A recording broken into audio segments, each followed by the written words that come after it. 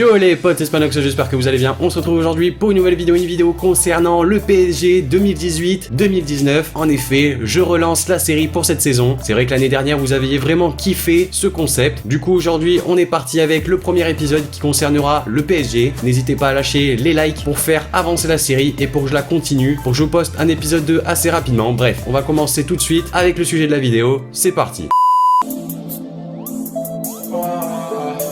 Premièrement, une possible arrivée, ce serait Jan Oblak, le gardien actuel de l'Atlético Madrid, qui est, je pense, un des tout meilleurs gardiens actuellement. C'est vrai que le Paris Saint-Germain a toujours eu un peu ce complexe de gardien qui n'était pas à la hauteur des espérances et des prétentions du club. Alphonse Areola et Kevin Trapp étaient le duo pour cette saison, et c'est pas forcément le duo qui a donné entière satisfaction aux Qataris. Du coup, ils se sont énormément penchés sur le marché des gardiens, et Jan Oblak, c'est une possibilité. Je vous dis pas que c'est très probable qu'il signe, mais en tout cas, si ça pète au casque des Qataris de virer Areola ou Trapp, Oblak sera le premier concerné. Son prix est autour des 70 millions d'euros, ce qui est totalement dans les tranches pour le PSG. On passe au poste de latéral gauche avec Alexandro. Alors il y a deux possibles latéral gauche qui peuvent signer au PSG. Le plus probable, en tout cas le premier dans la liste des Qataris, c'est Alexandro, le défenseur gauche brésilien de la Juventus Turin. Au départ, je me suis dit ouais, ça va être quand même assez compliqué pour le PSG de le recruter vu que la Juventus n'est pas forcément vendeuse. Et quand j'ai vu que la Juventus était fortement intéressée par plusieurs latérales gauche, notamment français, comme Lucas Digne et Layvin Kurzawa, qu'on verra plus tard, je me suis dit que c'était très possible que Alexandro signe dans un autre club. Pourquoi pas le Paris Saint-Germain? Ils sont totalement disposés à lâcher les 70 millions demandés par la vieille dame. Donc c'est autour des 60-70 millions d'euros. Et forcément, le PSG également, comme le poste de gardien, ne dispose pas de latéral gauche incroyable. Yuri Berchiche n'a pas donné entière satisfaction. Et je pense que Alexandro pourrait faire le taf. Autre joueur, c'est Raphaël Guerreiro. Alors lui, ce serait plus une idée de l'entraîneur Thomas Tuchel qui a entraîné Guerreiro lors de son passage au Borussia Dortmund. Également Guerreiro, ce serait peut-être une meilleure option que Alexandro puisqu'il connaît également bien la Ligue 1. Sachant qu'il a évolué quelques années du côté de Lorient, je pense que ce serait pas mal. C'est un joueur assez offensif. Avec le Borussia ces dernières années, il a joué plus en mode ailier voire milieu gauche que latéral. Mais en tout cas, on a des joueurs comme Marcelo ou Jordi Alba qui sont extrêmement bons offensivement et avec le métier, ils apprennent à être plus rigoureux en défense. Au milieu de terrain, on sait que le PSG cherche un joueur, une sentinelle pour suppléer Thiago Motta qui va partir. Et la première idée, c'est Julian Weigl. Également comme Guerreiro, c'est une idée de Thomas Tuchel qui souhaiterait vraiment attirer sa jeune pépite du Borussia au PSG. Weigl, c'est un joueur qui peut vraiment faire le taf, qui peut vraiment être très intéressant au milieu de terrain du Paris Saint-Germain, aux côtés de joueurs comme Verratti ou encore Rabiot. Je pense que ça peut être une belle opportunité pour lui de connaître un club qui dispute la Ligue des Champions, qui va assez loin quand même. Donc pourquoi pas. On passe avec Paul Pogba. C'est vrai qu'il a été annoncé ces derniers jours, ces dernières semaines avec insistance du côté de la capitale et c'est vraiment une piste très probable et extrêmement possible, sachant que du côté de Manchester United, les relations avec José Mourinho ne sont pas bonnes, bien que ses déclarations prouvent le contraire. C'est en tout cas un avis partagé. Également, ses prestations avec Manchester United du coup sont moins bonnes, sachant que la confiance de Mourinho n'est pas là et ce serait pas du tout étonnant que Pogba signe au Paris Saint-Germain. C'est vrai que depuis la perte de Matuidi du côté de la Juventus, le PSG dispose de très peu de joueurs français à part Kylian Mbappé, donc faudra voir dans les prochains jours comment se développe le cas Pogba. Et ensuite on a Mohamed Salah. Alors Mohamed Salah, c'est quand même un transfert à prendre avec des pincettes puisque l'arrivée de Mohamed Salah se débloquerait si Neymar signe du côté du Real Madrid, qui est possible. De toute façon avec Neymar on peut vraiment rien prédire. Du coup Salah serait la première idée des Qataris. Il déplacerait du coup Mbappé sur la gauche et Salah sur la droite. Si les Qataris veulent Salah, ils l'auront puisque forcément ils aligneront les billets sur la table de Liverpool. Après le plus important sera quand même le choix de Salah. On sait qu'il est très à l'aise à Liverpool.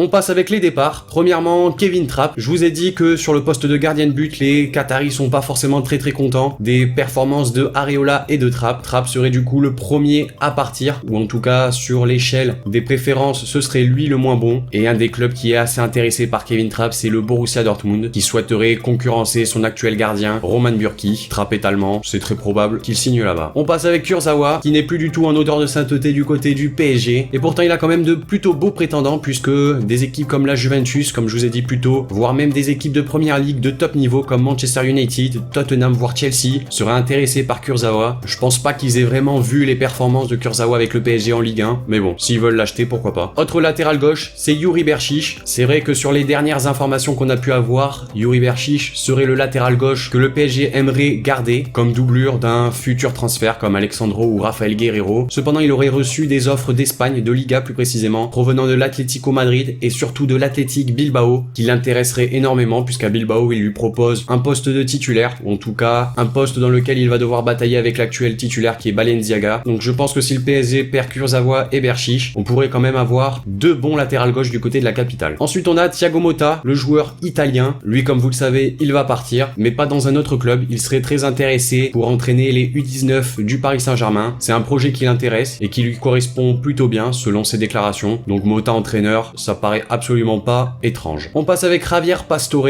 le joueur argentin, l'un des tout premiers transferts de l'ère qatari. Et oui, ça pourrait être la dernière saison de Pastore du côté du PSG, puisque on sait que ces derniers matchs, il a vraiment très peu joué. En tout cas, cette saison, il a vraiment très peu joué. Et il y a pas mal de clubs de Serie A qui sont en train de le sonder, notamment l'Inter Milan, même si sur les dernières déclarations du président de l'Inter, on n'est plus trop sûr, puisqu'il disait que ce sera pas forcément la première option. Mais en tout cas, Pastore devrait vraiment partir à la fin de la saison. Et on a ensuite le cas Neymar, le cas qui intéresse la plupart des supporters du Paris Saint-Germain, puisque forcément, c'est la star brésilienne qui est arrivée pour un transfert astronomique cet été en provenance du Barça. Et ce serait vraiment quelque chose d'assez incroyable que de le voir quitter la capitale pour rejoindre d'ailleurs l'ennemi de son ancien club. En tout cas, je pense que s'il fait ça, il entrera dans une sphère un petit peu négative, puisqu'il s'attirera la foudre des supporters du Barça, qui ne lui pardonneront probablement pas le départ du côté de Madrid, mais également du Paris Saint-Germain, puisqu'il aura un peu cette image du joueur qui est venu chercher l'argent et qui est ensuite parti. Après, je vais pas m'éterniser plus longtemps sur le cas Neymar. Son transfert au Real Madrid est une possibilité. Ensuite, je vais aller assez vite sur d'autres joueurs comme Hatem Ben Arfa. D'ailleurs, j'ai fait une vidéo sur son possible transfert du côté de Marseille, de Lyon. Je vous mets la vidéo en haut à droite si vous voulez aller la voir. Après, il y a des joueurs comme Ressé, comme Guedes également qui revient de prêt, qui sera probablement dans un autre club la prochaine saison, même si bon, le PSG demande un peu trop pour lui.